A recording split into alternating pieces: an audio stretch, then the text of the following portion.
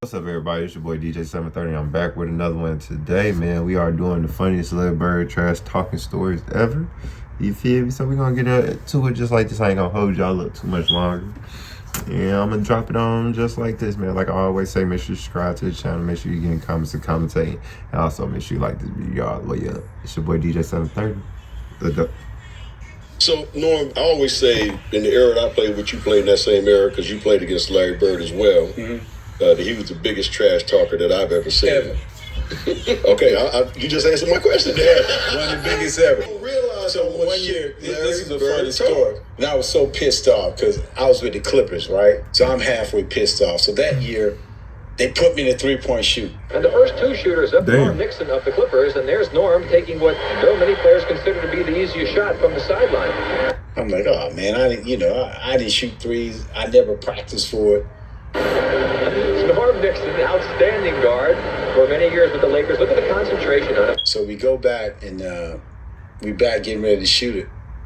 So Larry walks in. He goes, "No."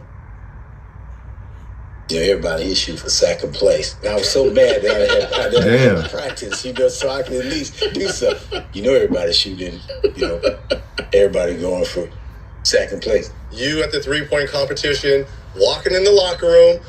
Who's playing? Did you really say that? Who's playing for second?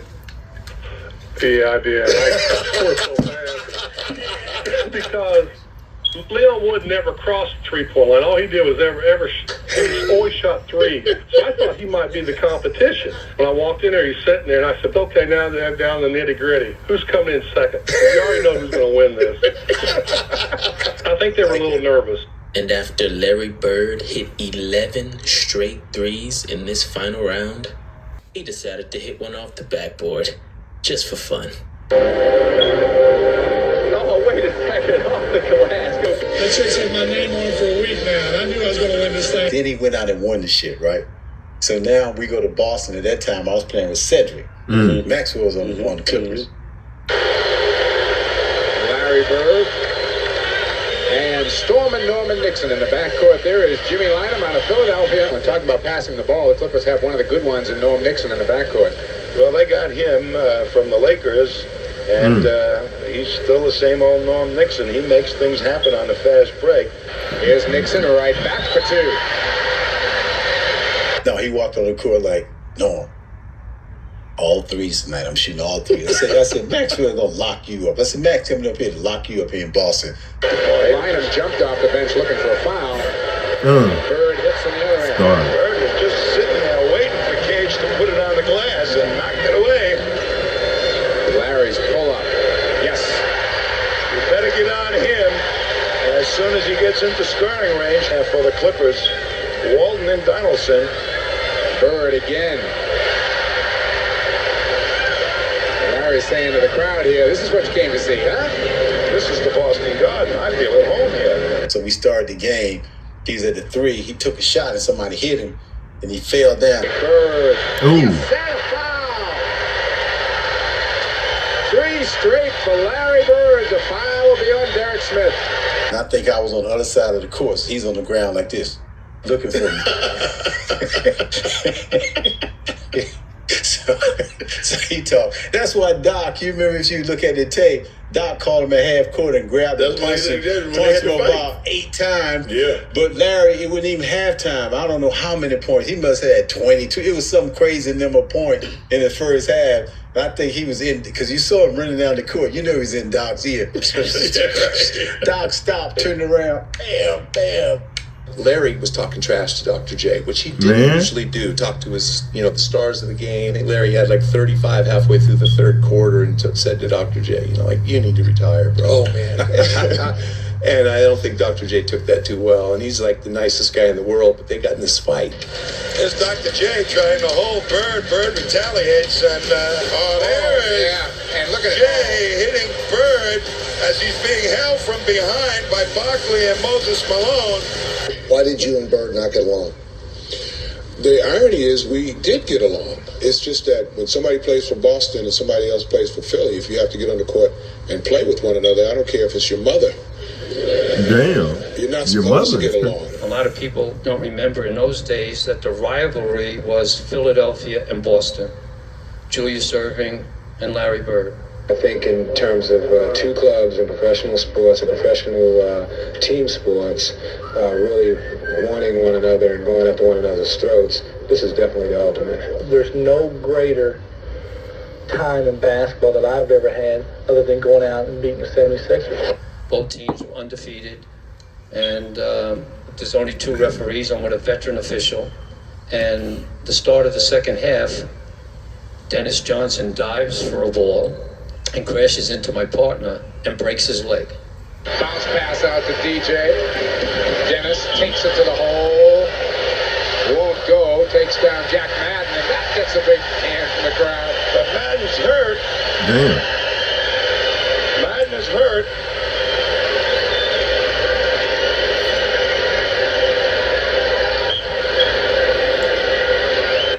Well, we stopped the game.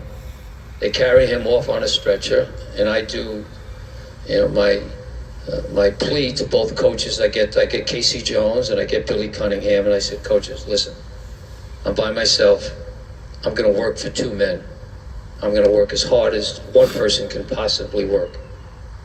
But this is only going to be successful if I have your cooperation. Dick, you got it, no problem, everything is fine. Well, 4 technical fouls later, thanks to their cooperation, it was only 4 technical fouls. And of course, as luck would have it, Larry Bird has an unbelievable night. Every shot he took, Irving is guarding him. And as every shot went in that Larry took, he went further back, and he kept on saying to Irving, aren't you going to guard me?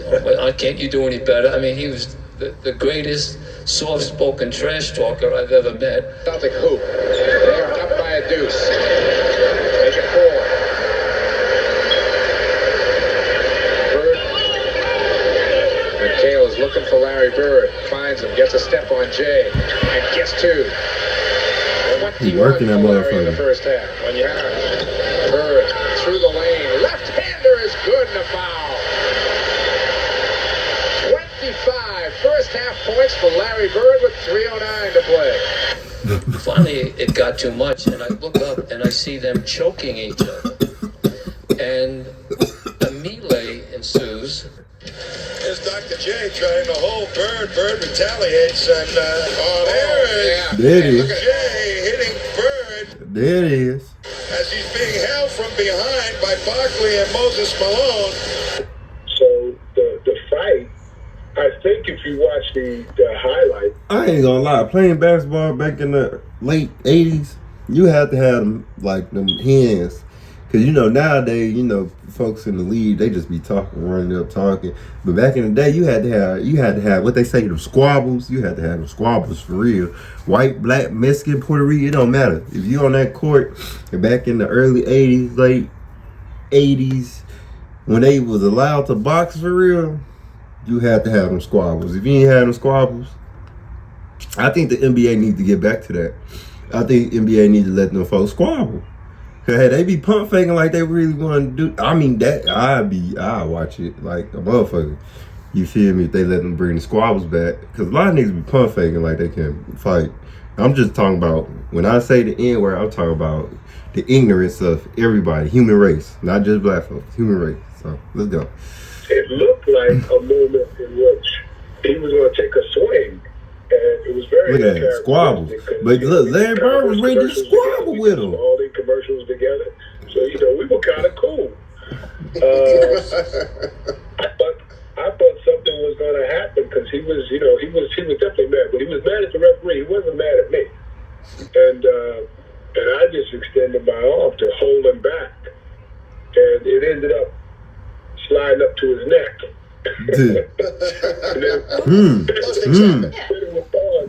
So it was really inadvertent. I didn't really mean to grab him by the neck, but it was kind of inadvertent, You see how they just fire it is stealing off on folks. Got to his neck.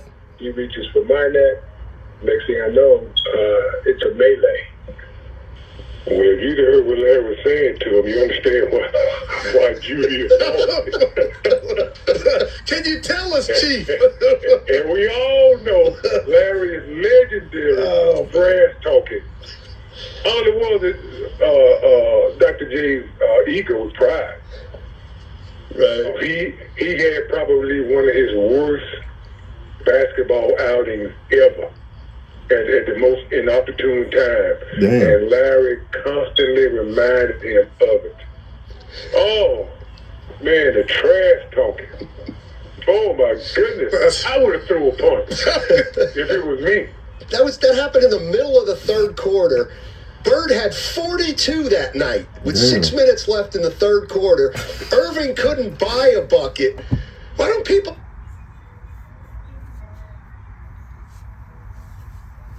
42 in the third quarter with 6 minutes left in the third quarter. Fucking crazy. Take him out the game, coach. What is the score at this point? Like, somebody chat drop the stats of this game, the score and all that shit in the comments. Cause what the fuck? Chat, did y'all hear? They said this man had 42 in the third quarter with 6 minutes left. Ain't this only 12 minutes in like each quarter of a basketball game? Oh man. Legendary status. So, Julius Irving, he cost Bird maybe a 75-point night. And so I learned from my brother Joe that if you can't stop something before it starts, you kind of step back and take license plate numbers. Yeah. So I just kind of stepped back and watched what was going on. And in so doing, then I informed them that Bird and Irving were gone. And that was the first time and only time either one of them have ever been thrown out of the game. So, now Larry talked, man. Coop tell me stories about him, too. Yeah, he talked more shit than anybody I've ever seen on and basketball. backed it up there. And that's what I said. I think when we did the 30 for 30, right, when we talked about the rivalry, and they asked me about Larry, and I was telling them a story about him saying he was going to go over there to the three-point line and catch it in the corner and shoot it. He said, there ain't a damn thing y'all could do about it, right? And he went over there and did it, right? I said, he was the biggest shit talker. I said, but I guess it ain't talking shit if you can do it. The dude would just tell you where he's going, shoot it in your face, talk shit to you, and run back down the floor. From outside, it's up to 4 once again with 1:34 remaining. Here's Bird, long range over Cooper, and the net didn't even tumble. And he did that to us in the finals. He was like, guys, don't worry about it. I'm going right over here to the corner. I'm going to catch the ball, I'm going to shoot it, and ain't shit y'all can do about it. Get a technical. The tip controlled by the Celtics. Here's Bird going for 3, and he has it to take this lead. McHale misses. Bird goes up and is fouled. Larry Bird is fouled. Kareem is upset. It's been a common scene tonight here in game number 4. And DJ was funny, too, because they had a little thing, because, Larry got every call now. He didn't need all the help he got, but he got every call. Right. So DJ had a saying, he called them bird calls. So Larry get a call, he go, bird call. So Larry comes and say, hey, if they going to give it to me, I'm going to take it. Bird call. And basketball, to me, is a psychological game. It's a game that you get into somebody else's head. And you get into somebody else's head because you can talk them out of their game. If you're a real player, you don't let nobody talk you out of the game. You just go, okay, all right. I'll see you in about 2 minutes, brother. Don't worry about it. He misses the first. Johnson misses them both. Bird the rebound, and the Celtics want a timeout. And with the score tied up, with 34 seconds to go in overtime, Larry Bird gives us one of the signature moments of his entire career. Dennis, he told me this one story. We were playing, I guess it was at 84, 85, one of the series, but Casey Jones was drawing up a play. And Larry was kind of like watching, and then finally Larry said, hey, Coach, give me the fucking ball so everybody get out the way. I love that story because that's dominance there. That's some shit only great ones say. They're in overtime, tied at 123. Casey drawing up the play for coming out the huddle, and Larry turned and said, you guys want to win the game? Just give me the ball to get out the way. But here's Henderson with it. 18 on the shot clock. I think the Celtics will use most of the clock here. Nearly a steal by Worthy. Dennis Johnson with Cooper all over him. He can't do a thing. Bird turnaround hits. And the Boston Celtics have even this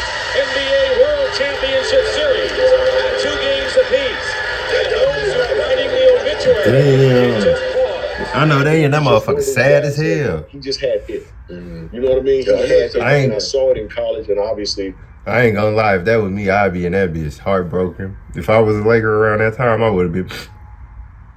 Damn. Oh, man. Saw it a whole lot closer when we get a chance to play against the Celtics. He was the biggest trash talker back in the day, but he would back it up. Again, Larry Bird, the biggest shit talker probably in NBA history. Man. Hey, backed it up. Could go. Like I said, man, it's your boy DJ 730. We doing it just like this. Like I always say, I'm bringing that Larry Bird all this weekend. I'm bringing it to y'all just like this. Like I always say, man, make sure y'all subscribe to the channel. Make sure you get comments to commentate. Also, make sure you like this video all the way up, man. It's your boy DJ 730. I'm out.